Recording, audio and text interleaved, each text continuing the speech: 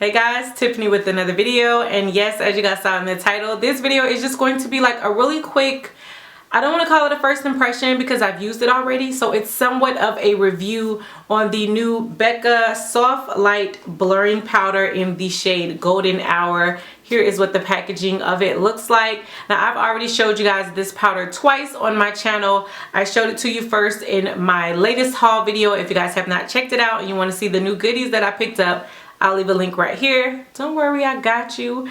But then I also used it in my last tutorial video as well.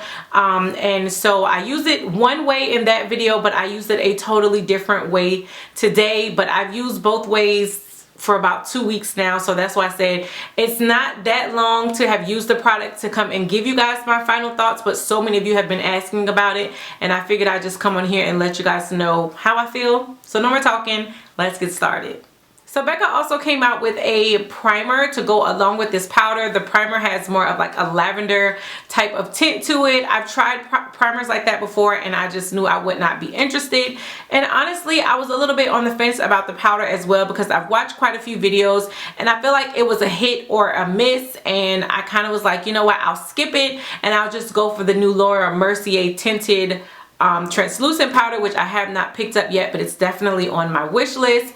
But one day I was in Sephora and I kind of just like swatched it, like, you know, on my hand, and I really was impressed with the way that it looked on the back of my hand, and I decided to pick it up and try it out. But as far as the claims, it says this is a real life wearable beauty filter, and y'all know in this day and age how we love us some filters, okay? It says that this soft loose setting powder graces your skin with subtle luminosity. It blurs your imperfections and eliminates shine. It says that it's a unique plush microfine texture that creates a flattering veil that does not cake. It does not settle into your fine lines and pores. It says that it's supposed to scatter light to create a delicate velvety finish that smooths that is not a word, y'all. Smooths, evens, and perfects the complexion. Now, as far as packaging goes, this is how the powder looks, and I have to tell you, just like right out of the box, it is absolutely gorgeous. This is super pretty. It has such a great vanity appeal. It has a twist off cap, and then that is how the powder looks on the inside. So just as far as packaging goes, again, I think it's absolutely gorgeous. But then there's also the fact that this is like super bulky. You know what I mean? This is definitely not something for you to just like carry around in your purse, or it's not going to be something that's extremely convenient for travel. But I do think that looks wise, it's really pretty. But like I said, I went ahead and used this powder in 2 different ways. Now, the first way that I have been using it is underneath my eye, just as a under eye setting powder. If you guys want to see how it performs as far as underneath my eye, I will leave a link right here to the tutorial where I used it, so that way you guys can get a first-hand look at how it looks underneath the eye, because that's not the powder that I used today. What I did today was I decided to just go ahead and use this as an all over finishing powder. Now, I know that they say this is a setting powder, and honestly, for my combination oily skin, I don't feel like this is the only thing I would be able to use to set my makeup and keep it in place. I have used it as a setting powder, and I felt like throughout the day I ended up getting oily. So for me, I don't think that it's 100% claim as far as the whole setting powder goes. So I just decided to again go ahead and use it as more of a all over finishing powder, something to just pull the look completely together. Now, Becca does suggest that you use this powder with their new kabuki brush. I did not do that. I just decided to use a really fluffy airbrush brush that I have from It Cosmetics, and I love the way it applies. So I don't feel like you have to buy the brush, but of course, if you have the coins like that and you want to add another brush to your collection, you definitely are free to pick it up. I'm gonna just go ahead and give you guys my thoughts first as far as how it performs as the under eye powder. Now, I do really like the way that this looks underneath my eye. I think it gave a really nice luminosity as opposed to most setting powders that I use underneath my eye. I like it for more of a matte finish. This definitely does not give a matte finish. It just gives, again, like a really nice sheen to the eye, but it wasn't so much of a sheen to where it just caused me to look really crazy underneath the eye, or it caused me to look like oily or anything like that. So I do really love the subtle highlight that this powder gives. I feel like, though, again, as a setting powder, it did cause my concealer to crease after about 6 hours, as opposed to some other powders where I don't have to worry about creasing at all. So that is definitely something that you want to be cautious of if you decide to use it as an under eye powder.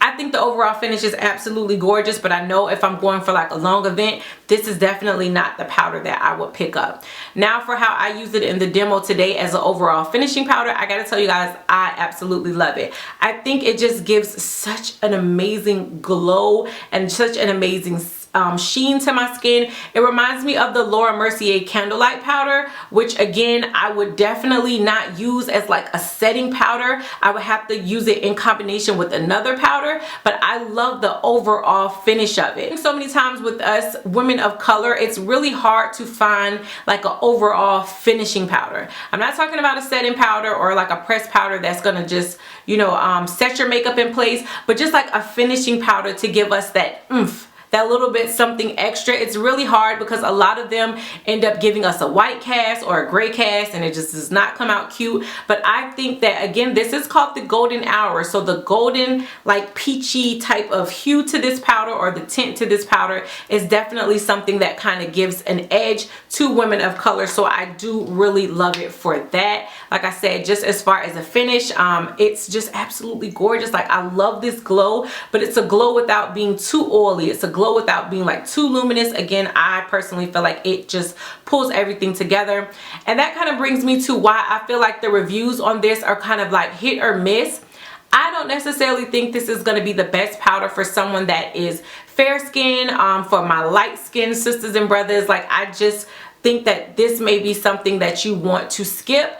I feel like this is going to end up giving you more of like a peachy golden type of tannish look that not everybody is going to be into. So I think that's the reason why like so many people are kind of like, oh, I don't like it, it's not my thing, and it gives a darkness to my face, because it does have a tinted color to it. But you guys have heard me say all the time here on my channel, when it comes to certain setting powders, I don't always go for like the white powders. I don't always go for the banana powders. I like more of like a peachy golden type of corrector or under eye setting powder, and that's what I feel works best for my skin. It took me a while to come to that conclusion, but I figured it out. Every banana powder, every white powder is just not for moi. So I definitely, again, feel like for women of color, if you have some type of melanin to your skin, you definitely would love this, and I think it would do a really good job. Now, I will go ahead and say how I feel it compares to the Laura Mercier powder, because I know that's what a lot of people are going to want to know. They're both going to run you $38, but you actually get less product with the Becca powder than you do with the Laura Mercier. You get 1 ounce in the Laura Mercier, where with the Becca you're getting, I believe, 0.38 or 0.35 ounces, which obviously is a lot less. Now, the powder is definitely finely milled, but again, I think that's like a huge difference for you to be paying the same amount for both products. But I don't really think that these are similar products. I feel like they do different things. So it's hard to say how this would compare to the Laura Mercier, because I feel like this is an amazing like under eye setting powder. This is an amazing powder that you can bake with. I wouldn't suggest baking with this. I think this is definitely a powder that you just want to apply, brush off, and then go. So I can't really say, oh, well, I would pick this over this, because again, I feel like they do two totally different things, and I really like both of them for what it is that they do. Now, I know, again, this does come with like so many claims. As far as like blurring your skin, I definitely feel like it gives a really nice overall airbrush type of finish. I do think it's really lightweight. I don't necessarily feel like right off the bat I get oily, and again, you guys know I have combination oily skin. Now, when I use it in conjunction, like I said, with the powder and my foundation, I don't feel like I get oily at all. But the time that I did try to use this by itself with just a foundation, I can definitely see where my oils were breaking through a lot faster, which again is why I say I don't think this is a setting powder, but it's just an amazing overall finish.